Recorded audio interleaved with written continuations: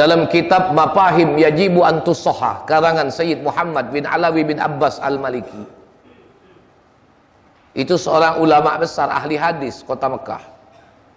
Kitab ini keluar gara-gara tuduhan orang-orang Wahabi yang menyesatkan, yang membid'ahkan pemahaman Abu Ya Maliki. Tapi dalam kitab itu seluruh tuduhan itu beliau jawab dengan bahasa yang bijak, dengan bahasa yang santun, dengan dalil-dalil Al-Quran yang lengkap, dengan dalil hadis yang sempurna.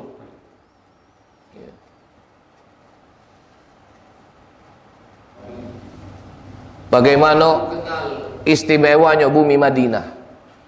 Bahkan dalam hadis Nabi mengatakan siapa yang mati ditanam jasadnya di bumi Madinah, insya Allah dia akan mendapatkan syafaat negeri Madinah.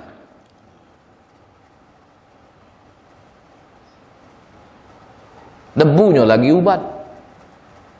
Tambah lagi kemuliaan negeri Madinah, jasad Rasulullah dimakamkan di negeri Madinah.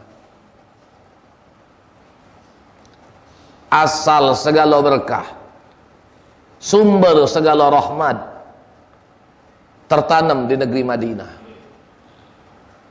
Rasulullah. Ya. Maka ada cerita seorang menteri perminyakan Saudi, itu dituliskan oleh Abu Ya Maliki, namanya Hisham Nazir. Anaknya sakit, berobat ke sana ke sini tidak baik-baik. Karena dia punya duit, akhirnya anaknya dibawanya berobat pergi sampai ke Amerika. Hasil scan medis dari dokter di Amerika mengatakan bahwa di dalam otak anaknya ini ada cacing. Apa kata dokter? Budak ini kalau dioperasi, hasilnya salah satu dari dua kemungkinan. Alternatif terakhir, budak ini mesti dibedah otaknya. Ini gagal, budak ini mati. Seandainya operasi ini berhasil, budak ini dikhawatirkan hidupnya cacat. Tinggal pilih. Bimbang Hisham Nazir. Di tengah kebimbangannya, dia pamit nak balik untuk menenangkan diri ke kota Madinah. Tiba-tiba terlintaslah ilham untuk berziarah ke makam Rasulullah. Padahal sebelumnya beliau adalah seorang fanatik dalam paham Wahabi, anti maulid, anti solawatan, anti zikir. Tak galak. Tak tahu cak mana, tiba-tiba begitu dia berziarah ke makam Rasulullah, dia minta izin kepada penjaga makam. Ngapa? Izinkan aku masuk ke dalam makam Nabi, aku nak ngembek debu tanah kuburan Rasulullah. Diizinkan masuk, karena dia pejabat. Dimbeknya debu tanah kuburan Rasulullah.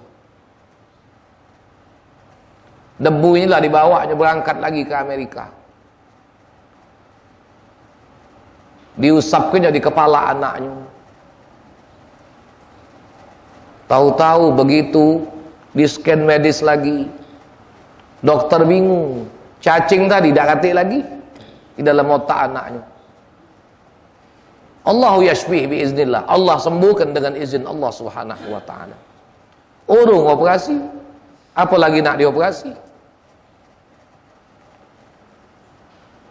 Akhirnya begitu balik ke negeri Madinah, Hisham Nazir bertaubat, meninggalkan pemahaman Wahabinya, berbaiat tarekat, bahkan menjalani kehidupan sebagai seorang sufi. Di mana majlis orang tasawuf, di situ dia hadir. Bayangkan debu Madinah, tanah makam Rasulullah. Kalau dibahas pakai akal, jangan dibahas pakai akal. Tapi kalau dibahas pakai etikad akidah, insya Allah. Inilah bagian daripada tawassul. Ya ayyuhallazina amanu taqullaha wabtaghu ilaihil wasilah.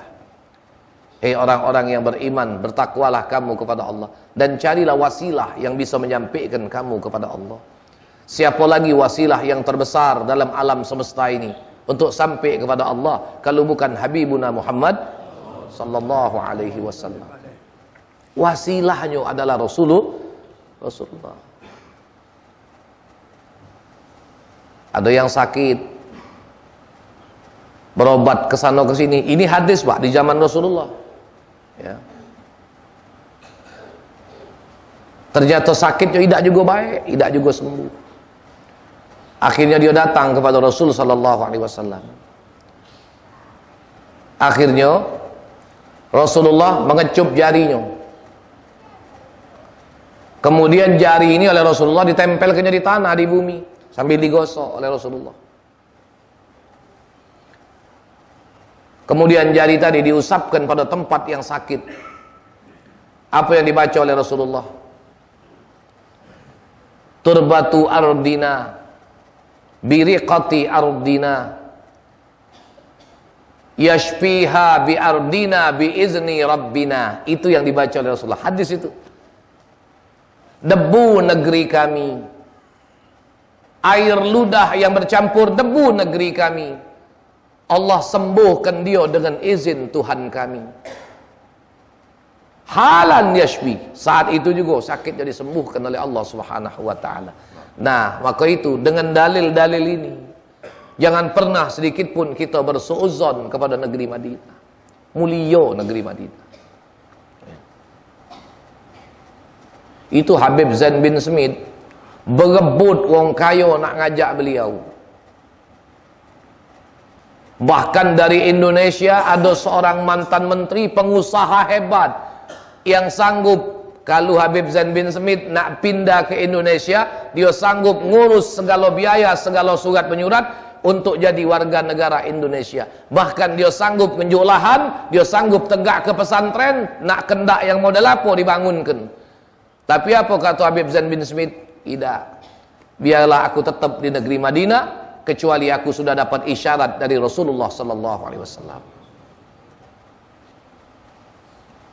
Ya. Ini kalau kita bicara masalah dari sisi akidah, dari sisi tauhid. Nak berangkat negeri Mekah, negeri Madinah, bismillah berangkat. Ya. Syariat gawe ke? Ada obat makan, vitamin minum. Jangan kita terlalu khawatir. Ya. Nah, kecuali kalau kamu nak diajak orang berangkat ke Cina. Ya, kamu ngelawan kan, pergilah, mana aku tak ngizin ke. Ustaz, galak tak ku ajak, pokoknya ku bayari, nak hotel bintang 10 Ustaz ku bayari. Mahab baik. Kalau diajak pergi ke Cina, tapi kaget. Kalau alaman, bismillah nak ngajak aku ke Cina, payu kita pergi ke Cina.